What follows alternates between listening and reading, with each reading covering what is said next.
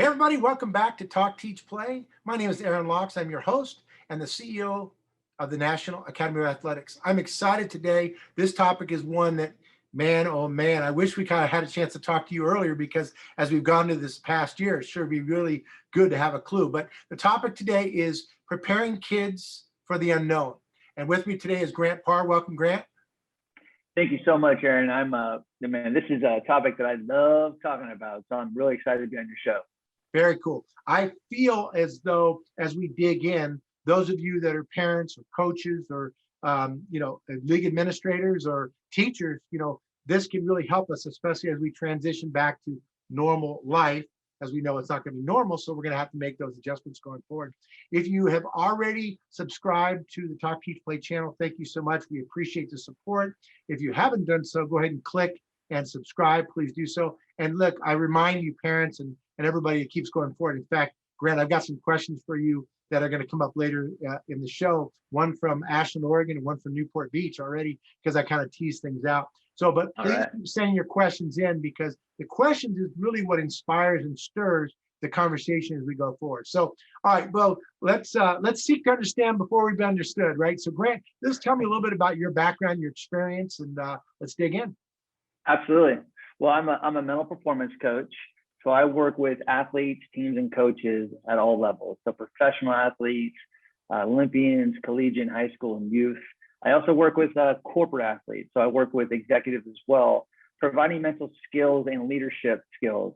As far as my background as an athlete and a coach, I spent about 13 years playing football. Actually had an opportunity to not specialize as a kid and played baseball, basketball, soccer, track, football. So, but fell into football and was a quarterback for 13 years, and then got into coaching football at Sarah High School. Did some championship coaching there, and so now for the last 6 years or so, I've been doing this full time. So I'm loving it. Wow, very cool. Well, you're blessed like me to find something you're passionate about and you're good at, and people have embraced. So good on you for doing that. So it's funny you mentioned the kind of the multi-sport component of being an athlete. And we're going to dig into this a little bit. For those of you out there, my philosophy is that kids play as much as possible. A kid's body is an all-terrain vehicle, right? And they've got to use it in different ways. They got to play for different coaches, get through different experiences. But okay, so kids have been through so much right now, and a lot of it is literally the emergency brake was pulled on life, right? And so it's like, okay, it's got to create anxiety and fears. And nationally, statistically, they said the other day through some stuff from the Aspen Institute that 61% increase in kids that are having anxiety issues, right? And that's not just sports related. That's just okay, how am I going to deal with this test, or how am I going to deal with getting dressed and going out of the house, and do I wear the mask, do I not wear the mask, all these different factors. So let's kind of start there. How do you even start when you talk about the unknown? Because you don't know what you don't know. How do we start to have that conversation? Where do we start? I think it is, you just brought it up, it's having a conversation. We as adults, when we're having a conversation with these kids, they are so resilient and there's so much going on, and they're learning about their thoughts and their emotions, and their bodies are changing as they're growing. Right. So we constantly have to have these conversations with our young athletes, but we have to understand and ask the question, what does the unknown mean to you? Because a lot of times when we think about the unknown, it is fear, it is dark because we don't know, but how can we actually teach them not only to have a different relationship with the unknown or the unexpected, but to teach them how to reframe it. If we can teach kids at a young age how to reframe, especially in the moment, it is probably one of the best life skills, period. Because they're going to be faced with so many things outside of sport as they grow up and get older. Right. That reframing a negative situation into a positive is such power, and it keeps you focused. So the unknown, the unexpected, if you're not prepared for it, you're not training for it, or you don't have a good relationship with it, it's going to keep you out of focus. It's going to keep you in fear. It's going to keep you in a negative space. Right. It's interesting. So I think of it like, the unknown used to be, for my kids, for me as a kid, it used to be just around the block, just around the corner. It was like, You know, Yeah. we kind of had our, right? We kind of had our space, right? We go Yeah. play at the schoolyard and we'd hang out at the footbridge or whatever we did. We just kind of had our space, and it was with your buddies and kind of in that smaller space. And now, not just with COVID, but social media, access to so much is just like ongoing. That unknown becomes more and more. It's weird because it feels like they have access and they know so much, yet we know they don't know anything. So how do you go, right? How do you go from, like you're talking about kind of going from here and taking the blinders off and having them be willing to take that step, because that's really what it's about, right? Take that chance, take that risk, right? Yeah. So the unknown, all of the unknown is, it's an opportunity. So you could, but it's that's why we need to ask the question, what does it mean to you? It's just like anything else. Like when you think of success and failure and grit, we all know what that means, but we all have an internal representation of it. It's our own meaning, our own paradigm. So we have to ask that question about what is the unknown, what does it look like, and what does it feel like? So the more that they can see it differently, that it's an opportunity, instead of it being something dark or fear or negative, we're allowing them to have a different perspective of it. And to be honest with you, when I wrote my book, as I was writing it, what came up for me when we think about the unknown, right? All of us, you, me, all the athletes that we work with, the people that are on this show, we're all working towards something every day. We're working towards something, preparing for the unknown. Right. So if you are doing the right things, doing all the hard work in the dark so you can shine in the light, you're going to get prepared. So when the more you're prepared for the unknown, then you don't see it as a dark negative thing. You see it as an opportunity, a positive opportunity, because I have done the right things to get prepared for it. Love that. I've often said that when you can become comfortable being uncomfortable, that's when life gets pretty cool, right? Yeah. People that follow me have seen, I bought a Jeep, a 30-year-old Jeep, which I've been working on, and I just drive out to the country. It's the only way I can unplug. So I just drive in the middle of nowhere and just go unplug. You know what I mean? But I found that by embracing that, it's amazing how like open and free. In fact, one day I was listening to this podcast and I'm walking around. Next thing I know, I'm in the middle of the field and I looked over and there's a cow looking at me.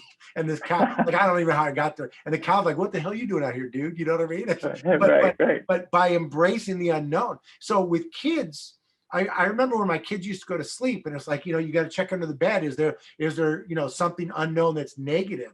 So does that come from, I believe everything in life is experiential learned, right? You learn from racism to acceptance to empathy. It's all learned, right? It's learned. So how do we teach them more? Do you have anything specific you can help out? And you know what, this might allow to coaches and everybody else as well, but how do we teach them to become more comfortable with the unknown? Because like you said, to flip it from a negative to a positive. You got any tips on that? Yeah, there's a few things. I think when we can start teaching our kids how to visualize, so even before something does happen, right? So if the fear of the unknown is, they're getting ready for their game for tomorrow and they start thinking about the future and the fears coming up, to teach them how to visualize is to build confidence in their mind and their body. And we'll talk more about that skill. But I also feel that when a kid is, or when I say an athlete is faced with the unknown, with adversity, there's a concept that I teach with breath. It's about bending, not breaking. So when you've done all the preparation and you're met with adversity, it's not about being the effect of the unknown and breaking you. It's about bending with it. And so when you think about bending, when we are faced with the unknown, it can be so catastrophic if you're not prepared for it. So I call it the emotional hurricane, conquering the emotional hurricane. So what happens in the eye of the hurricane? It's calm. That's the goal. The goal as a performer in life is that anytime something seems crazy from your perspective, we got to get in it. We got to be vulnerable and get in it, breathe through it, and bend, right? And as we bend through it and not break, then we can see, oh, this is the process of actually dealing with the unknown. Right. So to visualize it and to bend and lean in. Wow. And so what's cool about that is they're experiencing it in their mind and they can create it to what it is. Yogi Berra, the baseball player, he's always got these crazy. He says 90% of being successful in baseball is 100% of what it is. And you're kind of doing the math and like, how does it work? But there is something to that, right? Which is like, yeah, if you can be mentally strong. When I got to have a quick chat with Michael Jordan and listening to him talk about how, how it here. And I've heard people say that, your mind doesn't know if you're physically doing it or if you're imagining yourself doing it, right? It doesn't know the difference of that. So how powerful that is. So really, wow. Okay. So if you've got kids out there, if you've got players out there, man, how powerful visualization is. I remember working with Pat Riley with the Lakers and how he would always talk about, mentally you're gonna go through these things. I watched pro football players that literally walk through the play and to the point where they're literally doing it. So they've done it so many times before that of course they're going to be successful, right? Right. Exactly. And absolutely right what you said earlier. Your mind doesn't know the difference between a physical rep and a mental rep. So the reason why that it's so crucial that we teach these kids visualization at a young age is that there are athletes that are second stringers and third stringers. And in a team environment, for me at least, it's the most crucial position on a team is to be a second stringer and third stringer, because you don't know when you're going to play and you don't have all the reps. I think it is, you just brought it up, it's having a conversation. We as adults, when we're having conversation with these kids, they are so resilient and there's so much going on and they're learning about their thoughts and their emotions, and their bodies are changing as they're growing. Right. So we constantly have to have these conversations with our young athletes, but we have to understand and ask the question, what does the unknown mean to you? Because a lot of times when we think about the unknown, it is fear, it is dark because we don't know. Right. But how can we actually teach them not only to have a different relationship with the unknown or the unexpected, but to teach them how to reframe it? If we can teach kids at a young age how to reframe, especially in the moment, it is probably one of the best life skills, period. Because they're going to be faced with so many things outside of sport as they grow up and get older. Right. That reframing a negative situation into a positive is such power, and it keeps you focused. So the unknown, the unexpected, if you're not prepared for it, you're not training for it, or you don't have a good relationship with it, it's going to keep you out of focus. It's going to keep you in fear. It's going to keep you in a negative space. Right. It's interesting. So I think of it like, the unknown used to be, for my kids, for me as a kid, it used to be just around the block, just around the corner. It was like, we kind of had our, right? We kind of had our space, right? We go play at the schoolyard and we'd hang out at the footbridge or whatever we did. We just kind of had our space, and it was with your buddies and kind of in that smaller space. And now, not just with COVID, but social media, access to so much is just like ongoing. That unknown becomes more and more. It's weird because it feels like they have access and they know so much, yet we know they don't know anything. So how do you go, right? How do you go from, like you're talking about kind of going from here and taking the blinders off and having them be willing to take that step, because that's really what it's about, right? Take that chance, take that risk, right? Yeah. So the unknown, all of the unknown it's an opportunity.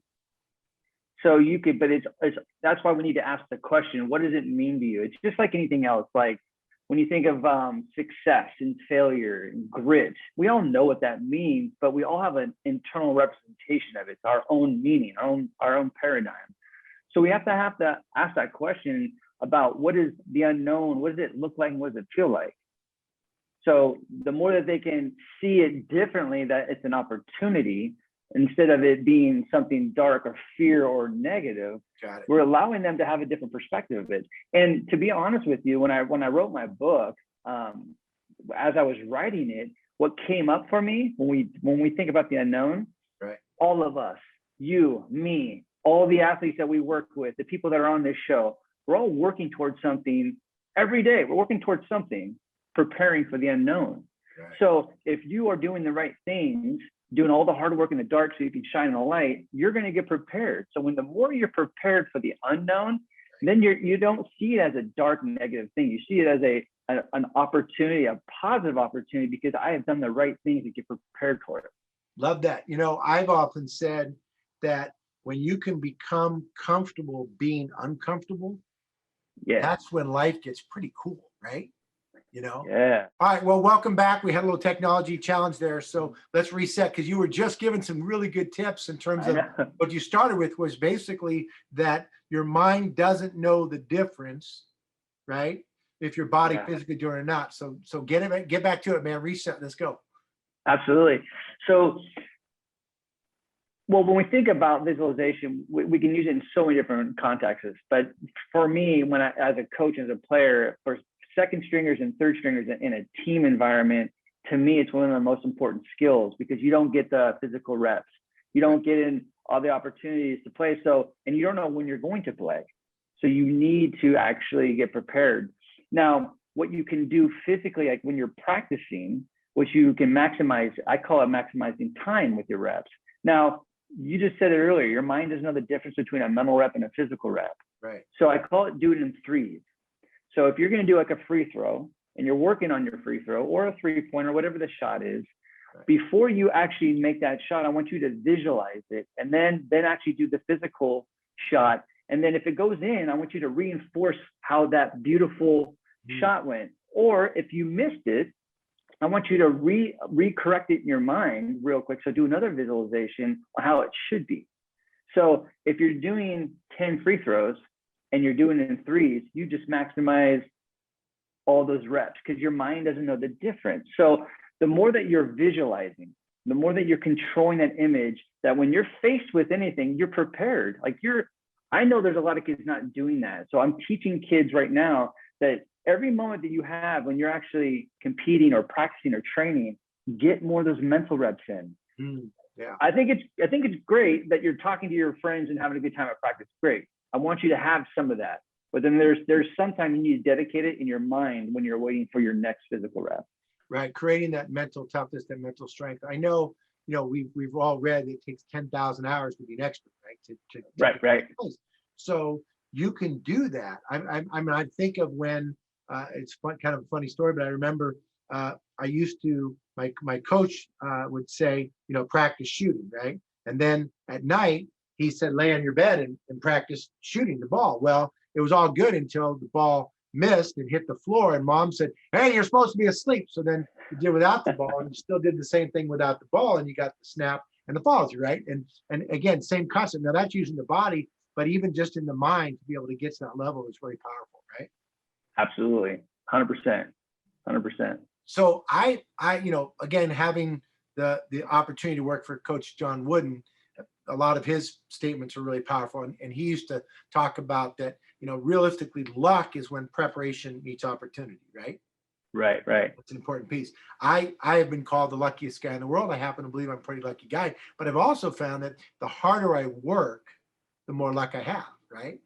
So exactly. Getting back to these kids, how do we get them to be willing to do the work mentally or physically, but now really focusing on the mental side when they're dealing with fears, they're dealing with the unknown. So how do we engage them? I guess it's going to be up to the leadership to really teach them the value and benefits from that. Is that a good thought? Yeah, exactly. I think when you're trying to, I call it the buy-in process, especially when you're dealing with the youth in high school, there are some athletes that they gravitate to this work, to the mental skills work. Okay. But there is a process. There is some kids are not ready for it. So not only do you need to show them and invite them and get to know them, I talk about coaching the heart of the athlete, try to understand who they are as a person outside of the athlete, but show them all the other athletes in the world that are the greatest in the world that are doing this work. So I always show pictures of Michael Jordan, Tom Brady, Serena Williams, Abby Wambach meditating. I'm like, they're doing it. Like Tiger Woods, they're doing it, but they've done it for a long time. So if I can get you to get on this, great. But I always tell them, when you're ready, I'm ready. And more often than not, when they see other people doing it and they start to see it, and then they come and they're ready for it. But I think when you're having these conversations, we have to understand the trigger. If we want to help these kids, what triggers you? So you have fear. Looks like we're frozen again. What comes up for you in the moment? Okay. So what comes up for you in the moment? Right. So recognizing the triggers, recognize the things that kind of hit you, and then where do we go with that? Right. That's a good point. Yeah. So I've been really kind of focused on how do we teach kids to remain present, remain in the moment, rather than worrying about what's next, right? Because what's next hasn't happened yet. And we find these self-fulfilling prophecies where, oh, I'm going to do horrible, and they go in and they do horrible. Imagine that, right? But the Exactly. reverse of that is, okay, so again, how do we use the concept of being present, living in the moment, yet practicing methods that kids can understand of how to elevate and excel? How do we meld the two together? So I think when we talk about being present, right, it all starts with our breath, energy and breath. Now, as much as that we try to train our kids to play a full game and get prepared for all the different dynamics to show up, actually, we need to have them understand that we need to train for the moment. Right. You can be the best athlete in the world, but how are you in a particular moment? So when we talk about playing present, that's something that I talk about a lot, Right. is that to play present, you have to be in your breath. You have to have a relationship with your breath. So to get them going, to have clarity and to have a relationship with their mind and body and soul, starts with breath. I love that. So, one thing that I do, which again is to help get teams present, especially in the corporate world where I'm, training different people to do certain things, but also as I work with kids, sometimes I'm a Post-it guy, right? So what I do is I give everybody Post-its, and I say, okay, write down your biggest concern at home, with family, homework, whatever it is, just write those concerns down. So they write them down. And then what I want you to do is I want to take the Post-it and I want to stick it up on the wall. And for now, know that Post-it, that problem, that challenge will still be there later. But right now, we don't have to worry about holding on to that. We can focus where we are now. That'll still be there later, right? And then I kind of jokingly say, and by the way, if you don't want it, you can take it and throw it out or leave it there. I'm not going to take it on, but it kind of gives you a release from getting that away and being able to focus more on being present. Because I guess part of this whole thing about fears is fearing the unknown, but it's also what we build it up to be, right? When you talk about kids, you think about how do we help them understand what's real and what's fear? Like how do you explain the difference between that? I get it from success and failure standpoint, right? Because maybe they've had failure in the past, but how would you explain that to kids or to youth in terms of how to understand that?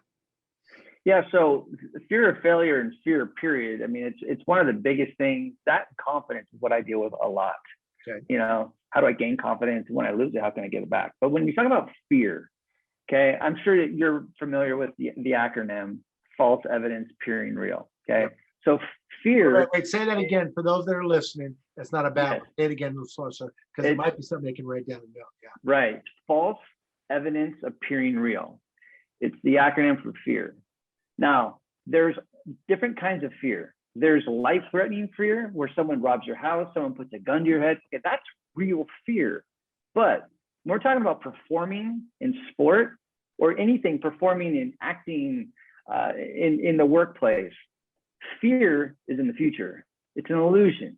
And so what happens is that when we start allowing fear to come in, we create this story that has evidence. So when an athlete's sharing with me that they have some fear, I'm like, what's the evidence? And they have a really hard time. It's all in the future. And this is great when I work with young athletes. I'm like, okay, so you're having some fear. What does fear look like? And it's the funniest thing because they try to give you a face. And I'm like, so when you're playing baseball, does that face come up when you're feeling fear? And he's like, no. And I'm like, because fear is in the future. Now, how do we reframe fear? So there's another acronym on the other side of fear, and that is face everything and rise.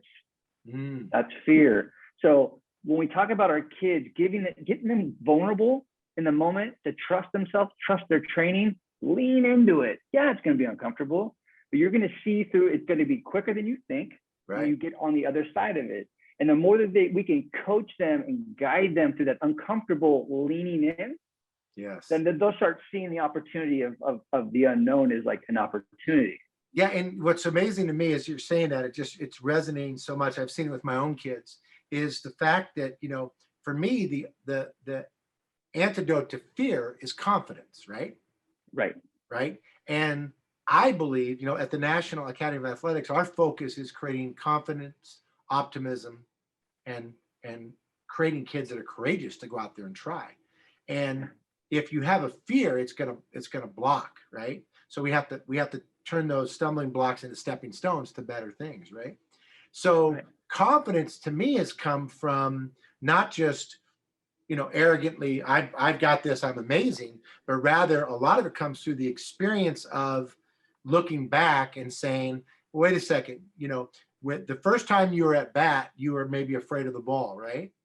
Right. And now you got in there and you weren't as afraid of the ball and you were able to swing. And so it's these minimal steps and progressions, but ultimately it's really going back before going forward. Look at what you've successfully done. Look at the successes you've had. Look what you've already done in these things. So I think as coaches, as parents, if we can build on those things, right, then that's when it goes forward. And it's not about you have to motivate or drive them to do it. When your kid's learning to walk, they get up and fall down and get up, because that's their desire. So I guess Yeah. part of it is how much is it that they desire it, and then Right. how do we help them to be in a unconditionally loved, safe space to fail? Because isn't that what sports is about, really? And the more you fail, the more success you have. Kind of nuts, but yes. Yeah. And I think again, it's a reframe how the more conversations we have with our athletes, understanding what does failure mean to you and what does success mean to you. Because a lot of times when you think about success and failure, when you think about success, there's an energetic pull that goes upward, right? There's a natural high. I feel good. My breathing's better. My body posture's up here when I'm successful. But when we fail, what's the energetic pull? Typically, it's that exactly, right? But it doesn't have to be. So there's different languages. If we know that a failure, all that is it's information, it's feedback, it's an opportunity to get better, then let's change the language. Let's fail up. So if we know it's successful, being successful and being succeeding is up from an energetic standpoint, let's fail up. Let's fail fast and move on. Let's fail forward. Right? Again, fail is another acronym. I'm kind of an acronym guy, but first attempt in learning. First attempt in learning is fail. Right. So it's if you fail, I mean, look at Michael Jordan, how many times he failed. I mean, and there's a lot of athletes out there that contribute to all their failures because it's part of the process. It's part of the journey. Well, and we've had this conversation on the show before. And by the way, if you haven't subscribed, jump on and let's do this, right? Because I think, if you played in the Major League Baseball, right, and you played for 10 seasons, you got out 7 out of 10 times, and you struck out half the times that you got out, you'd be a Hall of Famer, right? in right Major League in hoops, right? If you miss 6 out of 10 shots, miss half your shots, right? You'd be a Hall of Famer. So to me, it just seems like there's so much there. That's what I love about sports, because that really is, there's no better life skill teaching tool than use sports. The key though is the leadership, the coaches, the parents, the leaders have to be willing to embrace the failure component.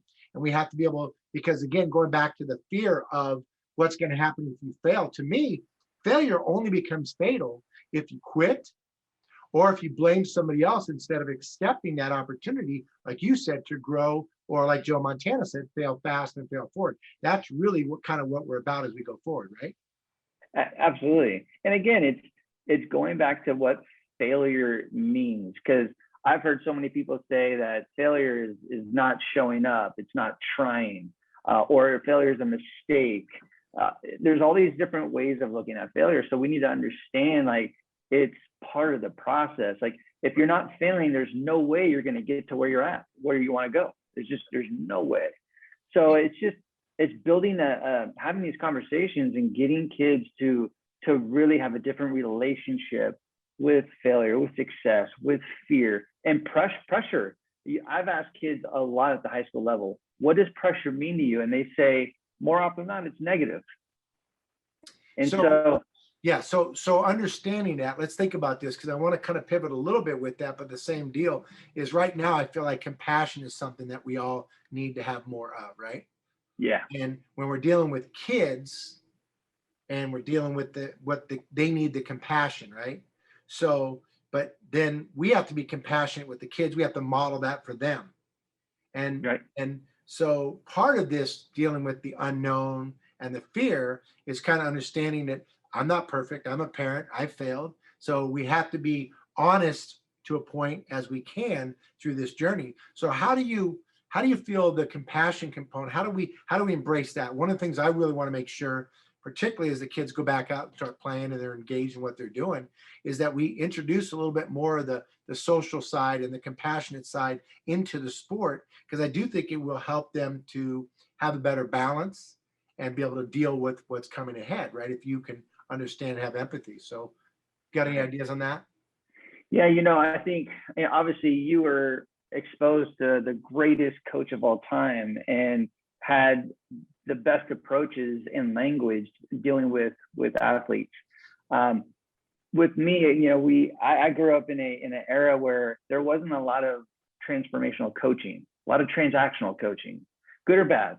But so I think when we talk about compassion right now, especially when we're talking about dealing with fear of failing and the unknown, that in the moment as coaches, when a kid does fail or doesn't do the right thing, it's not about getting on them. What it is about asking the question of how can you have done it differently?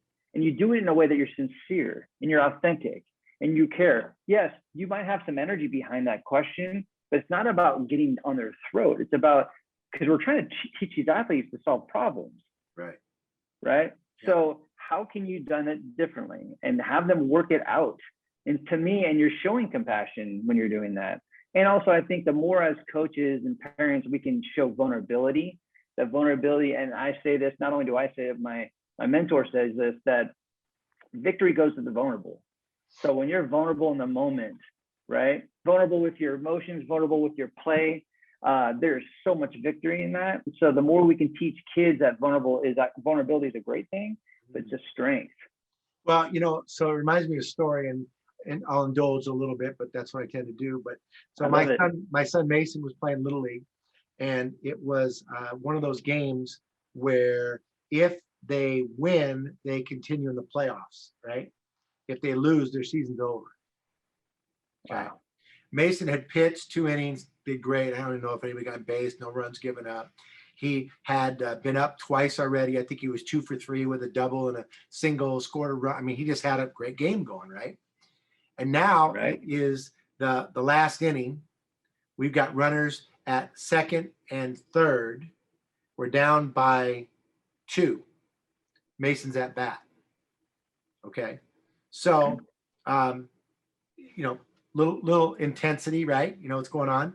And by the way, 2 outs. So basically, he gets a hit. We got a chance to tie the game, take the lead, whatever, and continue or whatever. So he's up there, and he's a little lefty. And anyways, long story longer, ball comes in, this and that. He ends up swinging full count and fouls one off, strikes out. Game's over.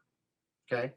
So people are like, oh, I stood up and yelled, "That a kid, bud. I'm so proud of you, Mason. Way to be up there fighting. Way to take your hacks," right? And the parents around me look at me like I'm nuts. Like, dude, you realize we just lost, right? It's over. And I was like, I didn't even have the wherewithal to explain to them that my kids' wherewithal was more important than anything in that moment. So they go out to the outfield, and the coach had a 20-minute dissertation. Nice enough guy, but way too long breakdown. The season's over. Let's get on. Kids want to go get a hot dog or icy and move on, right? But nonetheless, coach comes over to me after the game and goes, "Hey, I'm so glad it was Mason up at bat at that moment." And I'm like, "Okay, thanks." And he goes, "No, I want you to understand. First of all, he's the right player and he could play. And I thought, man, he's the guy we want up at bat. And also, he's prepared mentally to handle the stress of that scenario and situation, right?" Right. The bummer, he got out and the season was over. But what my son learned from that, what I hope others we learn from that, that's what it's about, right? Because the next time Mason got up in that situation, he was prepared and could handle the moment. Why could he handle it then? Because we prepared him mentally to do that. That's the confidence, where he didn't go up there with fear. He went up there and tapped his bat and he was ready to go. That's what we want with our kids, right? Absolutely. And I think too that there's another great story that's kind of in lieu of what you're saying is there's a basketball player that literally missed 15 shots in a game, missed it. And he had the ball towards the end of the game and he ended up shooting it again and missed it. Okay. So as we talked the next morning, I asked him, how are you feeling? He said, I'm feel good. And he goes, I go, how are you feeling about the game? He's like, yeah, I had an off game, but he goes, I just need to trust my shot more. I just need to keep on shooting. He goes, but coach, what if I didn't take that last shot? I would have woke up this morning and felt really bad about myself. But I stood up and that's vulnerability. That's like really just showing up in the moment. And there's a lot of kids that get scared and they get fearful. So they want to dish off that ball or they don't want to go up to the plate or they don't want to go for the extra yard. Right. And then they have to live with that the next day. Right. It's so funny. My daughter played on a boys basketball team when she was coming up and she's a really good shooter. And the coach put her in the game. The first game she was playing with the guys and she got a couple of passes and she didn't shoot the ball. And coach called timeout and he said, Mia, you're a shooter.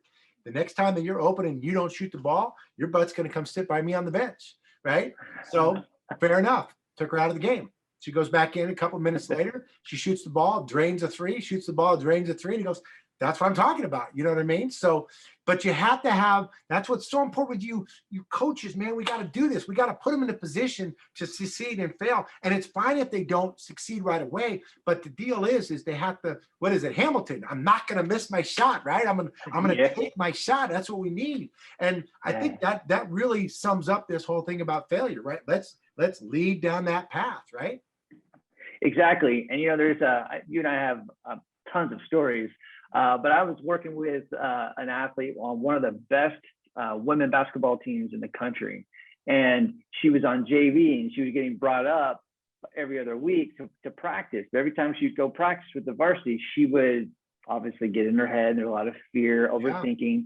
Yeah. Right. And so we found out what the trigger was, but it was about getting scared that like she was going to miss the shot. So I'm like, what's holding you back? So we talked about that. So take the shot. So TTS. So when I said, every time you get the ball, take the shot. If you're in practice, why not take the shot? So she went home, went into her bathroom, got lipstick and wrote big old, just massive acronym, TTS. And so then her mom comes to me a couple of weeks later and says, I don't know what you're doing to my daughter, but man, she's like, her confidence is high and she's taking more shots. And she even tells me to this day, she's at UC Irvine right now. Nice. It's about taking a shot, TTS. And so putting mantras on, putting things that we can see also helps kids too to have confidence with the unknown. Right. Well, I mean, and that's how we deal with fear, right? I mean, that's what it is. It's as you get older and you have life experiences, if you've been able to find your way through, it becomes easier. So those of you that are younger out there, it does become easier. But we also have to be able to let things go. And that'll be a whole nother component. We'll get into another time. I got a question. I promised these parents that I would ask these questions. Yeah. So this is Maddie. She's a mom from Ashland, Oregon. She emailed me in and said, my son is 7. He was supposed to start a new school. And then with the craziness started, they lock everything down. And he went to virtual school, right, online. And now they're going to go back in the fall. So they're going to start back up. How do I help him to be ready? Because he was like paralyzed and nervous. I say like paralyzation by analyzation, right? So he's saying like, he's so afraid. How do I even get him started? So Maddie, all right, Grant. Yeah, great question, Maddie. I think when you're dealing with that age, 7 years old, this is in the developmental process, that's an age where if things start to happen negatively, the belief systems are created during that developmental stage. So I think it's an awesome opportunity to talk to kids about the language of I get to instead of I have to. So he gets to go back to school. He gets to rekindle relationships. He gets to learn. He gets to. And so when you can shift that whole mindset of getting to versus have to, you're building empowerment. Right. Man, Denzel Washington's personal mission statement. I'll change the language because it's make it PG-13, but he says, I will do whatever the heck I have to do in life, so I get to do whatever the heck I want to do more often. Yeah, Right. That's it, man. exactly. But again, that's a good reminder, which is I had the opportunity to, that's what I tell everybody every day. I'm blessed when I go in line at a grocery store and I say, hey, how's it going, to the checker? And they go, this and that, Bob, I'm working this. And I go, yeah, but you have a job, man. You get to Yeah. work, let's shift and make that mental shift. And that'll definitely go good. All right. Well, Maddie, I hope that helped out. Let me give you another one. This is from Seth. He's a father in Newport Beach, California, down in Southern California. Yeah. Thanks for taking the time. Yep, of course, we're happy to help. My kids love sports, but they both tend to freeze up at the end of the games. Sometimes my oldest, who's 12, even asked to not even go in and play. It's like he's like he doesn't even want to compete. He'd rather sit on the bench and kind of sit it out. So, what are your suggestions? I think again, it's about what's the trigger. What is it? So there's definitely fear. There's definitely pressure. Right. Okay. So we have to understand what comes up in the moment. Because a lot of times when people, whether it's in end of the game, middle of the game, before a game, what happens when we get so fearful about something, we abandon all of our training. We forget all of our hard work because of all the fear that's going to happen in the future. So we give that all the power. So we have to understand the trigger, but then we have to get present. We have to get into our breath. We have to. Now, there's could be other things as well. And I love to say this is that, for athletes, they need to understand that their sport is what they do. It's not who they are. And a lot of times. Say that again, because that's right now, particularly, that is huge because they're kind of like, without my sport, what am I, right? So say it again. Exactly. So your sport is what you do. It's not who you are. And so when they're so fearful of making that mistake at the very end of the game, it's going to define who they are. Right. So that's why having conversations, coaches, we have to, coaching the heart of the athlete is to find out who they are outside of sport. Because you know what? Every single athlete is going to transition out of their sport. There is. So guess what? When they can understand and have a good understanding of who they are, right? Then they can actually, they can move from different roles of performance better. They know when to turn on and turn off. Right. And when you said trust your train, it's funny, David Libby, one of my mentors in basketball officiating, he worked Final Fours and national championships. One of his biggie, besides, referee with courage, is trust your training, right? And that's such an important piece. All right. So look, man, I've used your time when we were there. We're spot on. And I appreciate those that have stuck with it through some of the glitches. We got this. So I guess the last thing would be is there any last tip that you have for a youth parent, a youth coach, a teacher, educator, someone who works with kids that can help them in addressing, like, what's your one or two things in addressing kids that are dealing with fear? Fear. I think talking about just being vulnerable with fear, understanding that fear is actually not a bad thing if you want it to be. Right. So it's just having conversations about being vulnerable about fear, leaning into it, and also teaching kids to play a big game. Like not play a short game, a fearful, narrow game. It's about playing a big game. And a lot of that big game mentality starts with joy. So teaching kids how to tap into their joy. And when they lose their joy, how can they actually get it back? So a lot of that is all about vulnerability, just having conversations with kids and getting to the heart of them. Got it. My 2 cents, the same, again, comes from Buster Posey with the San Francisco Giants, when I got to work with them a little bit when I was the umpire in their TV commercials. But I remember talking about passion. And if you're gonna be working with kids, you got to help them to develop and to feel the passion, because that's really what it's about. Because if you're passionate about it, man, you're gonna go to the umpteenth. There's the Kenny Rogers baseball song. I don't remember that, right? The kid throws up the ball and swings and misses.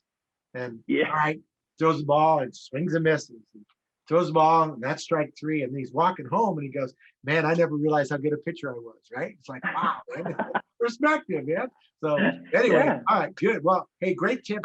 Last thing, Grant, if people want to follow you, connect with you, how do they find out more? Because I'm I'm taking notes. I'm picking stuff up myself, and I've been doing this a long time. So how would it be best for people to connect with you?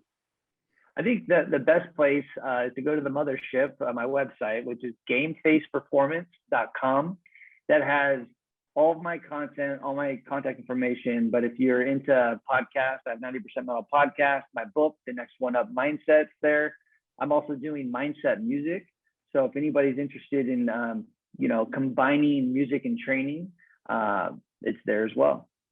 That's cool, man. Great. So game face. Yep. Okay, got it. Just so we're good on that. Good stuff. All right. Well, hey, I appreciate your time. Those of you who've been listening and watching, hopefully this has been as powerful and note-taking for you as it has been for me. I appreciate your time, Grant. Make sure, again, you subscribe. Please keep the questions coming in. You heard today, hopefully Maddie and Seth, you guys picked some jewels out of this. I think it's a positive thing. And if you need to get in touch with myself, you can reach me through the National Academy of Athletics.com. Follow us on Facebook, on Instagram, Twitter, all the different social medias, but reach out. We'll definitely reach out, and my staff or I will get back to you. And I appreciate the time, Grant, and we'll definitely connect. I always like to leave every session with the Talk, Teach, Play channel and remind everybody, no matter what you're doing on or off the court, to play hard and have fun. So appreciate it. Thanks so much. All right. See you, Grant. Take care.